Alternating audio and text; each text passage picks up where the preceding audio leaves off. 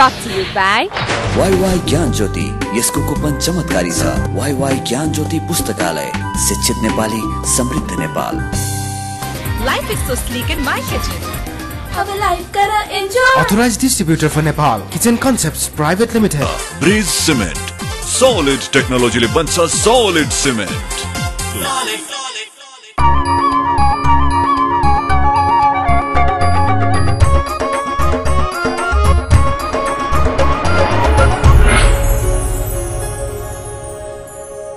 Himalaya television देख रहा सभी दर्शकों में मैं दयाराम अग्रवाल को प्यार भर्यो अभिवादन।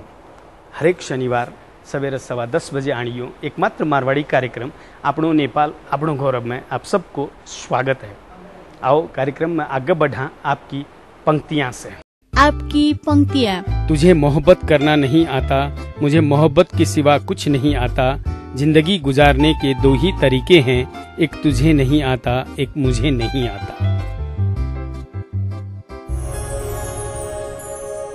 अब आज का अतिथि है बातचीत।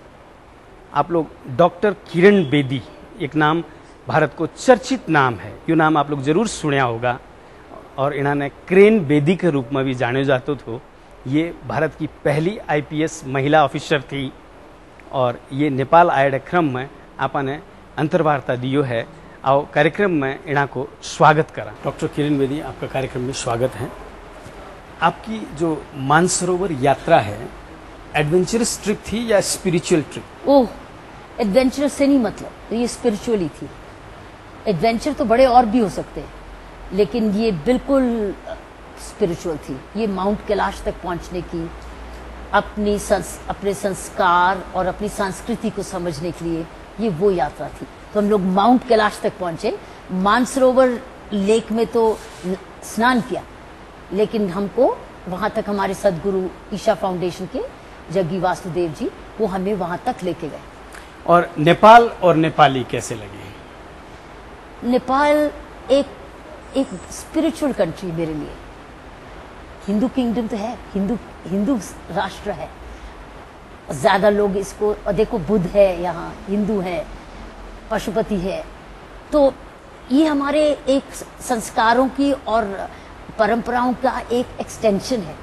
तो मुझे तो नेपाल बहुत प्यारा लगता है, बहुत सुंदर है और वाकई में एक कंट्री ऑफ गॉड्स है, स्पिरिचुअल कंट्री है। आप जैसे 1972 में पहली महिला आईपीएस बनी थी और उस समय महिलाओं को खास महत्व नहीं दिया जाता था, और आप जिस समाज से थी उसमें भी महिलाओं को ज्यादा आगे आने नहीं देते थे, तो उसमें कितनी मुश्किलें हुई और आपके पेरेंट्स आपको कितना सपोर्ट कर रहे थे? मेरे लिए कोई मुश्किल नहीं, क्योंकि मेरे में ये माँ बाप की सोच नहीं थी। समाज की सोच से मेरे माँ बाप की सोच अलग थी। तो जब माँ बाप की सोच अलग होती है तो वो बच्चे अलग बन जाते हैं। अगर माँ बाप की सोच, जैसी माँ बाप की सोच होती है, बच्चे वैसे ही बनते हैं। और उसके बाद जब बनते हैं तो वो अपने आप को बनाते हैं, क्योंकि उनकी सोच की बुनियाद बन जाती है। तो इसलिए मैं ये कहूंगी, पहले हमको माँ बाप ने बनाया, उसके बाद हमने अपने आप को बनाया। तो इसका मतलब माँ बाप से कॉन्ट्रडिक्ट कर रही थी आप? बिल्कुल नहीं, माँ बाप की सोच को मैं आगे लेके जा रही थी। जैसे माँ बाप की सोच थी वो बुनियाद है, उसके बाद अब आप बड़े हो जाते हैं। माँ बाप जब आपकी बुनियाद बन जाती है, आपकी रूट्स बन जाती है, तब फल तो वैसा ही मिलेगा ना, जैसे आपकी खाद, जैसे आपका बीज। सो बीज है माँ बाप का, खाद है माँ बाप की। उसके बाद अपना जिम्मेवारी है, सूर्य से आप कितनी किरणें लेते हैं, हवा को कैसे लेते हैं, ये फिर आपकी सोच बन जाती है। तो फिर फर्क क्यों पड़ेगा बीज में और खाद में? क्योंकि जैसा बीज था वैसा फल आया। तो ये अपना फर्ज बनता है फिर कि उसके बाद माँ बाप की सोच को आगे ले जाते। शुरू में जब आप आईपीएस ऑफिसर बने थे, फर्स्ट लेडी थे, और मर्दों के बीच में रह के काम करने में कितना मुश्किल हुआ आपको? बिल्कुल मुश्किल नहीं हो, क्योंकि मेरे माँ बाप ने मुझे तैयार किया था, मैंने अपने आप को तैयार किया था। तैयारी से आप बराबर बन जाते हैं, फिर आप में कोई फर्क नहीं पड़ता। फिर आपकी सोच जैसी है वैसे है, आपकी काबिलियत अगर बराबर है तो फिर आप भिन्न कैसे? सिर्फ फर्क ये कि पोशाक आपकी महिलाओं की है, उनकी पोशाक पुरुषों की है, लेकिन सोच तो वैसी है। सोच अगर आपकी बढ़ जाती है, आपकी दुनिया भी बड़ी है, बहादुर भी है, आपके पास काबिलियत भी है, तो फिर क्या फर्क है? कोई फर्क नहीं। अच्छा, आपने अपने टोटल कैरियर में इंडियन पुलिस की बहुत से डिपार्टमेंट्स को हेड किया, तो इंडियन पुलिस की सबसे अच्छी बात आपको क्या लगी और सबसे खराब क्या थी? इंडियन पुलिस एक बड़ी अच्छी नेक फोर्स की पोटेंशियल रखती है, जिसका मैंने पूरा फायदा उठाया। इंडियन पुलिस की मैं जो अच्छी सोच, उसकी ताकत क्या है वो बता सकती हूँ। उसकी कमजोरियां भी हैं बहुत सारी, लेकिन उसकी ताकत भी है। ताकत क्या है? कानून भी है, रूल्स भी हैं, लेकिन उसमें मानवता आप जब जोड़ दोगे तो आप वही रूल को मानवता और न्याय की तरफ ले जाओगे। सो मशीन नहीं है, इंडियन पुलिस एक मशीन नहीं है कि ये पुर्जा है तो ये गोली रहेगा, या ये पुर्जा है तो ये तिकोना ही रहेगा। वो रूल्स एंड रेगुलेशंस को आप अगर मानवता और न्याय से अपनाते हैं तो फिर कोई उसका मुकाबला नहीं है, जो कि कई दूसरे देशों में ऐसा नहीं मिलता है। लेकिन वही उसका दूसरा पलट देख लो तो आप वही कानूनों को मरोड़ के बेईमानी और अन्याय की तरफ ले जा सकते। मुझे उसमें न्याय मिलता था जब मैं अपने कानूनों को, अपने रूल्स को मानवता की तरफ अपनाती थी, क्योंकि उसमें लचकीला था, उसमें फ्लेक्सिबिलिटी थी, उसमें डिस्क्रिशन थी। तो अगर आपके मन में ईमानदारी है, न्याय है, इंसाफ है, तो आप उन्हीं रूल्स को फ्लेक्सिबल, उसमें गुंजाइश होते हुए दूसरे का भलाई भला कर सकते हो। तो कुछ तो कमजोरी भी थी ना उसमें। कमजोरी ये है क्योंकि रूल एक मशीन नहीं है, वो ऐसा नहीं है, सख्त नहीं है, ये यहाँ ये है। तो फिर आप अपनी मर्जी, अपनापन कर सकते हो, मन मर्जी कर सकते हो, बेईमानी कर सकते हो, न्याय जी उसका दूसरा पलट है। लेकिन अगर आप एक ऐसी व्यवस्था को देखो जिसमें लचकीलापन है ही नहीं है, तब आप मान्यता भी नहीं ला सकते। अगर किसी की मदद करना चाहते हो तो भी नहीं कर पाते, क्योंकि कहते हो ये पॉलिसी है, ये रूल है, ये है लकीर पर फकीर। सो हमारी पुलिस में आप लकीर पर फकीर बनने की जरूरत नहीं, लेकिन उसके लिए सिर्फ ईमानदारी चाहिए। आपने जैसे ड्रग्स एब्यूज और डोमेस्टिक वायलेंस में बहुत बड़ा रिसर्च किया, महत्व दिया इसको, तो आप किस निष्कर्ष में पहुंचे कि इन दोनों बातों का कारण एक्चुअल क्या है? परवरिश, स्कूल और परवरिश अगर आपकी सही हो गई, माँ बाप की तरफ से परवरिश और स्कूल की संगत ठीक हो गई, टीचर्स की देखरेख ठीक हो गई, बच्चे नशे की तरफ नहीं जाते, ड्रग्स नहीं लेते। लेकिन अगर आपकी परवरिश कमजोर है और आपकी स्कूलिंग की देखरेख कमजोर है, तो फिर गलत संगत आपको, बच्चे को कई बारी नशे की तरफ ले जाती है। तो मैं ये कहूँ, और लेकिन एक बार नशे की तरफ चल जाए तो आपका बचपन खराब हो गया, बचपन खराब हो गया तो बुनियाद खराब होगी, बुनियाद खराब हो गई तो आपका सारा जीवन कमजोर पड़ा रहा। कभी गिरेंगे, कभी उठेंगे, कभी इधर से थप्पड़ करेगा, कभी कुछ होगा, तो बुनियाद खत्म। सो मैं ये कहूंगी जिसको परवरिश अच्छी मिले, स्कूल अच्छी मिले, तो बच्चा लायक बनेगा। अगर उसको दोनों चीजों में कुछ भी कमजोरी मिल गई तो वो उसके चांसेस नशे की तरफ जाने के, तो उसका मतलब उसकी जिंदगी कमजोर बल पे चलेगी। अच्छा, किरण बेदी एक समय में क्रेन बेदी के नाम से जाने जाने लगी थी, तो ये बात जब आपके सामने आती थी तो आपको गुस्सा नहीं आता था? सवाल ही नहीं उठता, वो तो मेरा काम था। तो काम से अगर नाम जुड़ता है तो बहुत अच्छी बात है, आपका काम आसान हो जाता है। तो अगर क्रेन बेदी कहते थे तो इसका मतलब कुछ डर तो पैदा हुआ ना कि क्रेन आ जाएगी, गाड़ी उठा जाएगी, तुमको बख्शेगी नहीं, सबको बराबर समझेगी। तो जैसे भ्रष्टाचार भेदी भी आप हैं, किरण बेदी भी आप हैं, और क्रेन बेदी भी अब आप हैं, आगे अब क्या? समाज बेदी, समाज के लिए समर्पण है ना, समाज की सेवा से समर्पण है, तो समाज है। और एक चीज कहा जाता है, जैसे इंडियन पुलिस में किसी ऑफिसर को अगर साइडलाइन में लगाना हो तो उसको तिहाड़ जेल में भेज दो, और लेकिन आपने उस अवसर को, उस पोजीशन को भी एक अवसर के रूप में लिया और उसको बहुत बड़ा रिवॉल्यूशन किया वहां पे जाके। तो आपको क्या लगता है कि वो आपने, मतलब जो आपको वहां भेजा गया था, ठीक किया था गवर्नमेंट ने? देखो, गवर्नमेंट तो अपनी मर्जी करती है, क्योंकि गवर्नमेंट अपने पास पूरा अधिकार रखती है कि किस अफसर को कहां भेजना है। फर्क पड़ता है अफसर पर कि वह उस पोस्टिंग का सदुपयोग समाज के लिए कैसे करे, क्योंकि हम लोग अपनी पोस्टिंग अपने लिए नहीं करते। सरकारी मुलाजिम अपने लिए नहीं काम करता है, सरकारी मुलाजिम समाज के लिए काम करता है। अब सरकारी मुलाजिम का फर्ज बनता है उसको जो मिला सरकार से वह समाज के लिए किस तरीके से, किस हद तक उसका सदुपयोग करे। ये मेरी नेचर थी, मुझे जो भी मिला, दुनिया की नजर में ऊंचा था या नीचा था उससे कोई मतलब नहीं। मुझे अपनी नजर में कैसा है वो, मेरी नजर में वो बहुत कीमती है।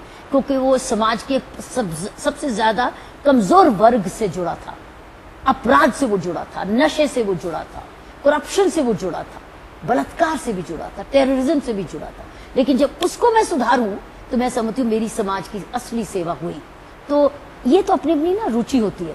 सरकार आपको कहीं भी भेज दे, लेकिन आप उस काम से क्या करते हैं ये आपकी ईमानदारी का वो टेस्ट है।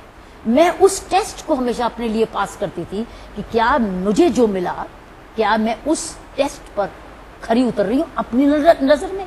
अगर हूं तो आपकी नजर में वो ओहदा ऊंचा है या नीचा, मुझे कोई फर्क नहीं पड़ता। लेवा हाँ एक छोटो सो ब्रेक, लेकिन ब्रेक में जाने से पहले ये हफ्ता को दर्शक प्रश्न एक बार। यो हप्ताको दर्शक प्रश्न। हिन्दी चलचित्र मेरी कोममा अभिनय गर्ने चर्चित नेपाली कलाकार को हुन्?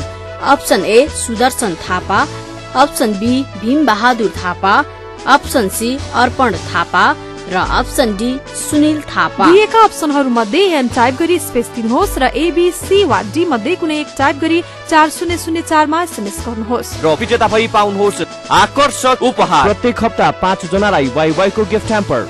सुन्दारा तथा सिटी सेन्टर काठमाडौँमा रहेको गुलाब स्वीट एन्ड फास्ट फूडका तर्फबाट गिफ्ट भाउचर प्रत्येक हप्ता 2 जनालाई। Colours mobile x factor star प्रत्येक 2 हप्तामा 1 जनालाई। प्रत्येक महिना सीजी को मिक्सर ग्राइन्डर 1 जनालाई। विभिन्न विशेषता भएको आईएफपी को माइक्रोवेभ ओभन प्रत्येक महिना 1 जनालाई। विजेताको नाम आउँदो शनिबार बिहान 10:15 बजे आफ्नो नेपाल आफ्नो गौरवमा घोषणा गरिनेछ। Brought to you by WaiWai ज्ञान ज्योति, यसको कुपन चमत्कारी छ। वाईवाई ज्ञान ज्योति पुस्तकालय, शिक्षित नेपाली समृद्ध Nepal. Life is so sleek in my kitchen. अब लाइफ करा enjoy. Authorized distributor for Nepal, Kitchen Concepts Private Limited. Bridge cement, solid टेक्नोलॉजीले बन्छ सॉलिड सीमेंट। ब्रेक के बाद आप सबको फिर से स्वागत है। अभी आप बातचीत कर रहे हैं डॉक्टर किरण बेदी से, और वो बातचीत में फिर से आगे बढ़ावा। जैसे अन्ना हजारे का जो भ्रष्टाचार विरोधी आंदोलन था उसकी फाउंडर आप भी रही हैं, और बाद में फिर आप कुछ अलग हट गई, ऐसा क्यों? क्योंकि वो आंदोलन राजनीति की तरफ चला गया। मैं राजनीति में रुचि नहीं रखती थी, इसलिए उससे हट गई। क्योंकि तो ही अन्ना हजारे भी हट गए ना, क्योंकि वो राजनीति की शेप ले गया। वो राजनीति शेप करने के लिए आंदोलन नहीं था, वो एक समाज सेवा की आवाज उठाने का आंदोलन था। लेकिन कुछ लोगों ने फिर उसको मोड़ लिया और राजनीति की तरफ ले गए। मेरी रुचि नहीं थी। लेकिन एक कहावत है ना, जैसे तलवार ही दूसरे तलवार को काटती है या धार ही दूसरे धार को काटती है, तो ये राजनीति भी तो उसमें सहायक बन सकती थी ना उस चीज के लिए। हमारा आंदोलन मकसद हल हो चुका था। हमारे आंदोलन ने एक एक्सपोजर क्रिएट कर दिया था कि इस देश को भ्रष्टाचार नहीं चाहिए, हम भ्रष्टाचार के खिलाफ आवाज उठाएंगे। उसमें जरूरत नहीं थी हम भी उसमें पॉलिटिकल, क्योंकि दूसरी पार्टी तैयार हो गई थी, जैसे कि बीजेपी तैयार हो गई थी। तो हम एक पार्टी जो 100 साल पुरानी और एक आंदोलन जो 1 साल पुराना और पार्टी बने, वो अपने आप को सोचने लग जाए कि मैं अपना सारा देश पार्लियामेंट में बनना जाऊंगा। ये एक मैं समझती हूँ शॉर्ट साइटेड बात थी। इसके लिए हम इकट्ठे नहीं हुए थे। हमने एक ग्राउंड तैयार कर दिया था, एक जमीन तैयार कर दी थी। उसके लिए सभी पॉलिटिकल पार्टीज के लिए चेतावनी हो गई थी कि अगर भ्रष्टाचार करोगे तो समाज खड़ा हो जाएगा।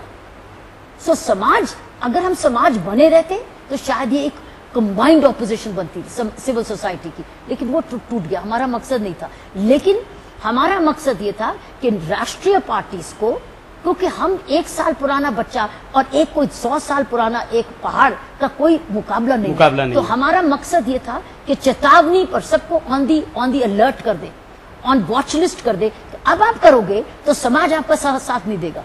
तो मैं समझती हूँ हम अपना रोल प्ले कर चुके थे, जिसका फायदा बीजेपी और मोदी साहब ने पूरा ले लिया, क्योंकि उस ग्राउंड तैयार था, उस ग्राउंड को आगे ले गए। और वो यही रीजन था कि आप इस क्षमता में थे। वो फॉर्चुनेटली वो क्षमता में थे, क्योंकि उनके पास एक ढांचा था, एक स्ट्रक्चर था, एक ऑर्गेनाइजेशन थी। हमारे पास तो कुछ नहीं था। तो यही रीजन था कि आपने मोदी जी को खुलकर सपोर्ट किया। ये रीजन था कि मैंने मोदी जी की लीडरशिप में काबिलियत देखी, क्षमता देखी कि ये हमें आगे ले जा सकते हैं। ये एक नेता है जो ऐसी सोच रखते हैं, जिनके पीछे एक संगठन भी है। और जिनके पीछे एक दृढ़ निष्ठा भी है, जिनके पीछे एक दूरदर्शी भी है, इसलिए मैंने उनका पूरा समर्थन किया। तो अब क्या किरण बेदी टीम सरकार की टीम में T20 मैच खेलेगी या टेस्ट मैच तक जाएगी? नहीं, मैं कोई मैच नहीं खेलने वाली, मैं कोई मैचेस में बिलीव नहीं करती। अगर सेवा की आवाज आएगी तो सोचूंगी, लेकिन सेवा में तो मैं हुई, मैं तो ऑलरेडी अपनी मनपसंद की सेवा में अपनी संस्थाएं चलाती हूँ, गरीब बच्चों को पढ़ाती हूँ, महिलाओं को गाँव में, शहरों में, जेलों में, मैं अपना मनमर्जी का खूब मन से काम करती हूँ, मैं किसी चीज की इंतजार नहीं करती। एज अ पुलिस ऑफिसर जब आप सुधार के जब काम करते थे तो उस समय में लोगों की धमकियां भी मिलती रहती होंगी, ऐसा हुआ कभी? तो क्या फर्क पड़ता है? अगर आप सही रास्ते पे जा रहे हो, धमकी आए या नहीं, उससे क्या मतलब? अगर आप धमकियों से डरेंगे तो फिर आप घर बैठे, फिर आप घर में बैठे दरवाजा बंद करके। तो जब आप मैदान में निकले हुए हैं तो उसमें धमकी का क्या मतलब? आपको अपना दृश्य देखना है। मैं अपना रास्ता भगवान की कृपा से सोचती हूँ, करती हूँ और उस पर चलती हूँ और डरती नहीं हूँ किसी से। तो अब रिटायरमेंट के बाद जो आप सोसाइटी रिफॉर्म के लिए किस तरीके से काम कर रही हैं? मेरी बहुत बड़ी 2 संस्थाएं हैं, 25 साल पुरानी हैं, जिसमें गांव में महिलाओं के लिए, जेल के बच्चों के लिए, झुग्गी झोंपड़ी की महिलाओं और बच्चों के लिए कामकाजी बनाना, पढ़ाना लिखाना, समझदार बनाना, अच्छे समाज के नागरिक बनाना। आप हम हजारों को, 10,000 लोगों को एक दिन में पहुंचती मेरी 2 संस्थाएं, नवज्योति और इंडिया विजन फाउंडेशन। इतना ज्यादा समाज का आंदोलन कर, एनवायरनमेंट में ले लो, सेल्फ हेल्प ग्रुप में ले लो, स्किल्स डेवलपमेंट में ले लो, बच्चों की पढ़ाई में ले लो, ये सारे क्षेत्र में हम गांव में भी और झुग्गी झोंपड़ियों में काम करते हैं। इन दिनों में एक इंडिया में बड़े शहरों में विशेषकर रेप केसेस बहुत सामने आ रहे हैं, आपको क्या लगता है इसके पीछे महिलाओं का भी कुछ दोष है या नहीं? ऐसा इसमें सरासर दोष है माँ बाप का। और ये मोदी साहब ने 15 अगस्त की रेड फोर्ट की स्पीच में, शुरुआत में स्पीच में बोला, हर माँ बाप का बच्चा है ना वो जो रेप करता है, तो माँ बाप कहाँ है? किसी ना किसी स्कूल का है तो वो टीचर कहाँ है? अगर टीचर और माँ बाप अपना अपना रोल प्ले करें तो क्या एक लड़का गलत बलात्कारी बनेगा? नहीं बन सकता। सो ये सिर्फ आप सोचे पुलिस और अदालत आए, वो तो बात की बात है। मैं कहूंगी वो 5% होना चाहिए कि ना कि 50% होना चाहिए। 5% है, उसको पुलिस और अदालत सख्त से सख्त सजा दे और अच्छी इन्वेस्टिगेशन करे। लेकिन 95% तो माँ बाप का रोल है ना। तो जहां घर फेल होता है, जहां परवरिश फेल होती है, जहां एजुकेशन फेल होती है, क्राइम बनता है। लेकिन जो फैशन है वो इसमें कितना रोल प्ले करता है? जो फैशन में कोई रोल नहीं प्ले करता। ये सब समाज की, दिमाग की बात है, ये दिमाग की बात है। अगर फैशन ही होता तो एक छोटा बच्चे को कोई बलात्कार करेगा? बच्चे ने कौन सा फैशन किया? तो इसलिए बच्चे को कोई बलात्कार नहीं करेगा, अपने को रिश्तेदार का बलात्कार नहीं करेगा। तो ये सिर्फ समाज की, ये दिमागी कमजोरी है, ये बीमारी है। इसकी परवरिश का कारण है उसके माँ बाप की कमी, उसके स्कूल की कमी। ये 2 लोग ज्यादा पहले जिम्मेदार। आपका जो एक शो था आपकी कचहरी, उसमें इन रियल टर्म आपने कितने लोगों को न्याय दिलाने में आप कामयाब रही? 100%। जितने लोग आए उनको न्याय मिला, क्योंकि दोनों की बात सुनी गई, दोनों को कानून समझाया गया, दोनों को हकीकत सुना दी गई और कहा अब बताओ न्याय क्या है, खुद ही से अब सोचो।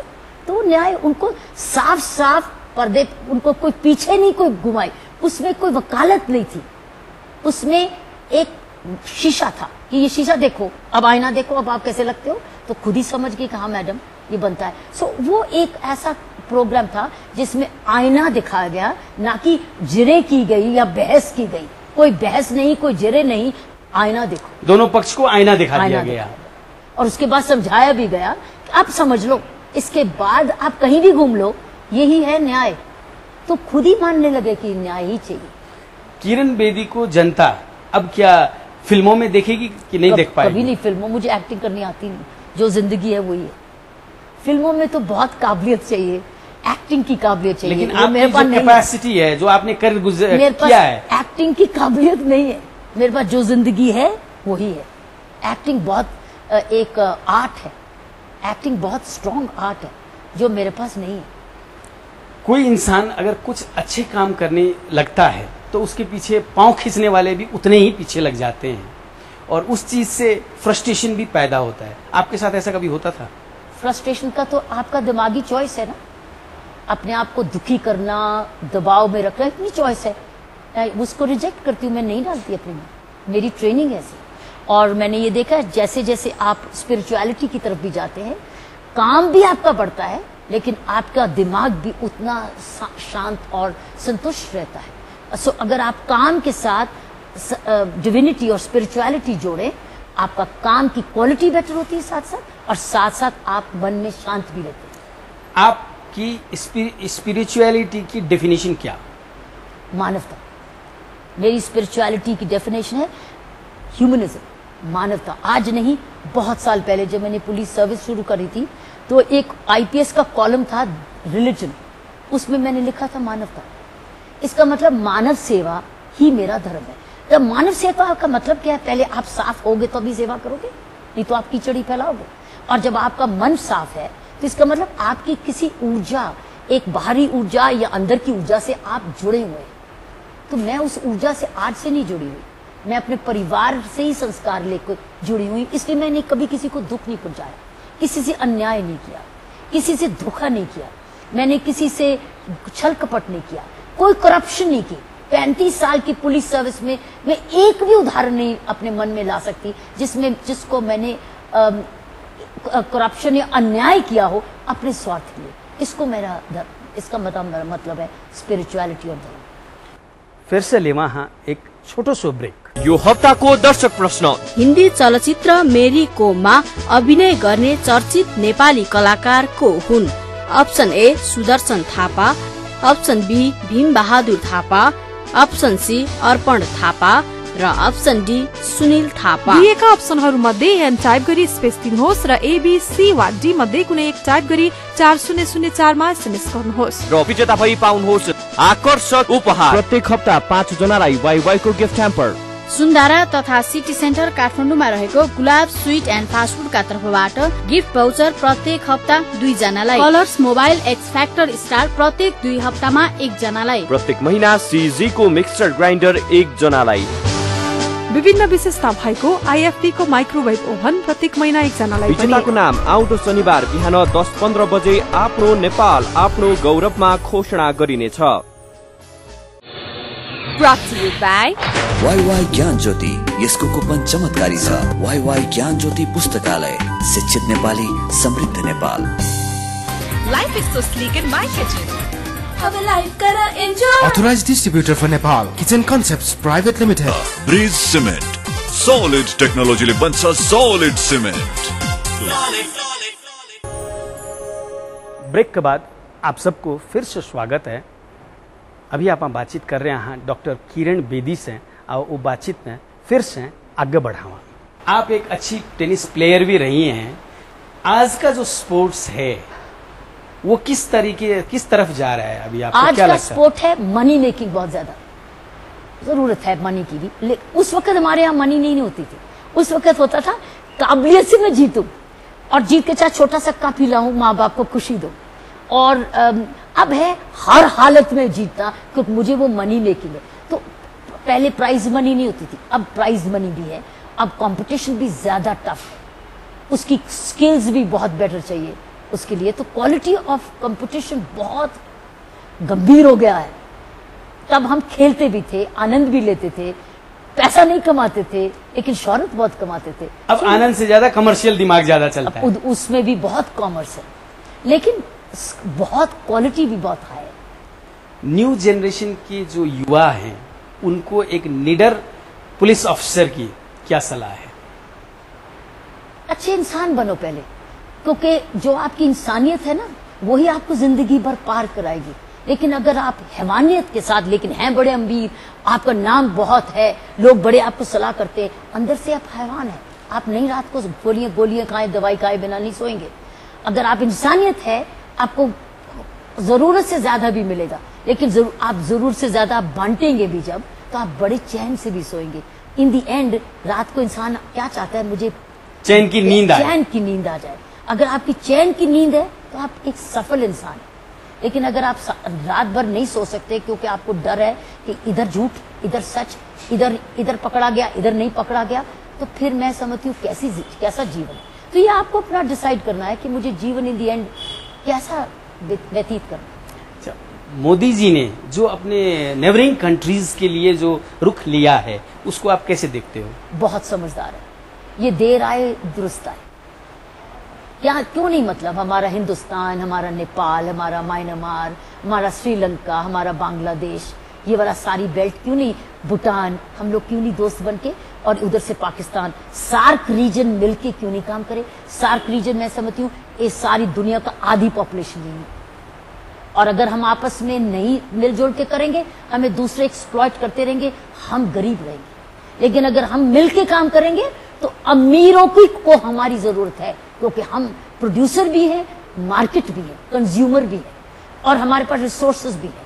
अगर हम सार्क कंट्रीज अगर मिल के काम करें, इसलिए मोदी साहब की जो दूरंदेशी है कि सार्क कंट्रीज एक इकोनॉमिक कम्युनिटी बन जाए, इकोनॉमिक कॉमन मार्केट मिल जाए, जैसे आज यूरोप बना, तो सारे एक व्यक्ति का हमको बहुत नुकसान हो चुका। हम 60 इयर्स लेट हैं। सार्क रीजन को एक जैसे यूरोपियन कॉमन मार्केट बनी थी, इसको भी कॉमन मार्केट बनना चाहिए। हमको एक एक्सप्लॉइट नहीं होने देना चाहिए। आप देखेंगे दूसरे वेस्टर्न वर्ल्ड हमारे पास आएगा इसके पास, क्योंकि ह्यूमन रिसोर्स सिर्फ हमारे पास है। आज वो एजिंग कम्युनिटी है वेस्टर्न कम्युनिटी, और हम यंग कम्युनिटी, हम यूथफुल कम्युनिटी। हमारे पास स्किल्स और काबिलियत है अगर हम मिलकर काम करें।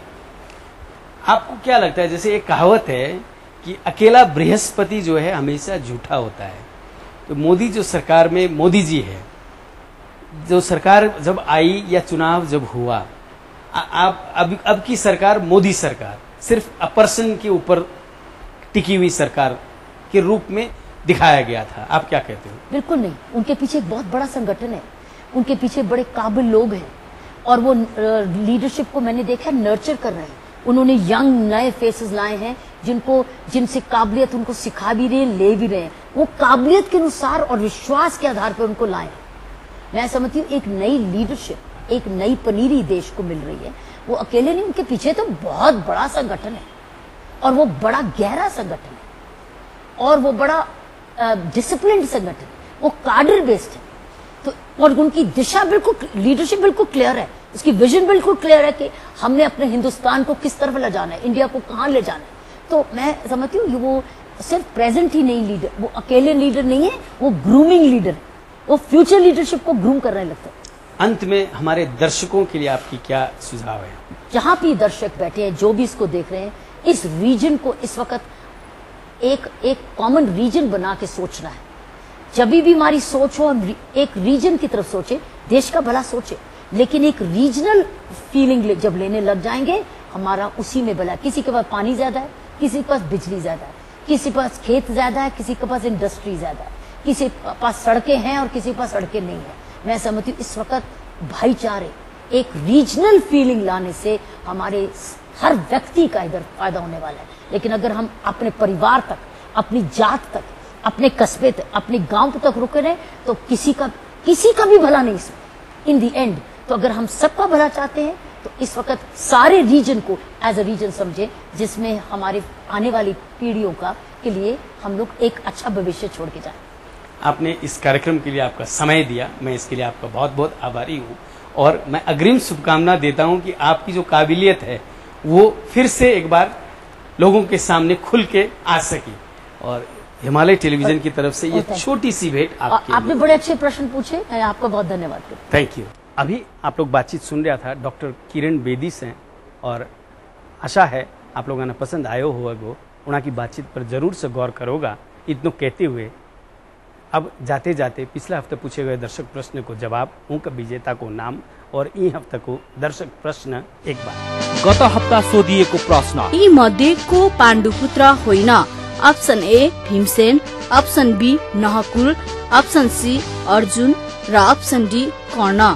यसको सही उत्तर हो अप्सन डी कर्ण। दर्शक प्रश्नको भाग्यशाली विजेता भई वाइवाई को गिफ्ट ह्याम्पर पाउन सफल 5 SMS कर्ता हुनुहुन्छ। 98 020 30 876, 98 41 47 87 60, 98 433 005 41, 98 60 17 30 29, 9849 53 37 68। गुलाब स्वीट्स एन्ड फास्ट फूडको गिफ्ट भाउचर पाउन सफल हुनुभएको छ। 98 020 30 876 98 18 74 13 63। बधाई छ। यो हप्ताको दर्शक प्रश्न, हिन्दी चलचित्र मेरी कोममा अभिनय गर्ने चर्चित नेपाली कलाकार को हुन्? Option A Sudarshan Thapa, option B Bhim Bahadur Thapa, option C Arpan Thapa र अप्सन डी सुनिल थापा। दिएका अप्सनहरू मध्ये एन टाइप गरी स्पेस दिनुहोस् र एबीसी वा डी मध्ये कुनै एक टाइप गरी 4004 मा एसएमएस गर्नुहोस् र विजेता भई पाउनुहोस् आकर्षक उपहार। प्रत्येक हप्ता 5 जनालाई वाइवाई को गिफ्ट ह्याम्पर। सुन्दारा तथा सिटी सेन्टर काठमाडौँमा रहेको गुलाब स्वीट एन्ड फास्ट फूडका तर्फबाट गिफ्ट भाउचर प्रत्येक हप्ता 2 जनालाई। Colours mobile x factor star प्रत्येक 2 हप्तामा 1 जनालाई। प्रत्येक महिना सीजी को मिक्सर ग्राइन्डर 1 जनालाई। विभिन्न विशेषता भएको आईएफपी को माइक्रोवेभ ओभन प्रत्येक महिना 1 जनालाई। विजेताको नाम आउँदो शनिबार बिहान 10:15 बजे आफ्नो नेपाल आफ्नो गौरवमा घोषणा गरिनेछ।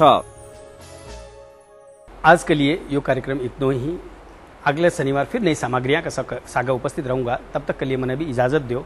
और ई कार्यक्रम के बारे में आपकी कोई भी सलाह सुझाव प्रतिक्रिया हो तो मेरे से टेलीफोन संपर्क कर सको हो 98 498 23 804 में, या ईमेल संपर्क कर सको हो आपनो नेपाल@himalayatv.com पर। और अब आप फेसबुक संजाल में भी हाँ आपनो नेपाल पेज में जाकर के सारी जानकारी ले सको हो। और पुराना एपिसोड देखने के लिए यूट्यूब में लॉग ऑन कर सको हो। और अब आप लोग माने ट्विटर में भी फॉलो कर सको हो। नमस्कार।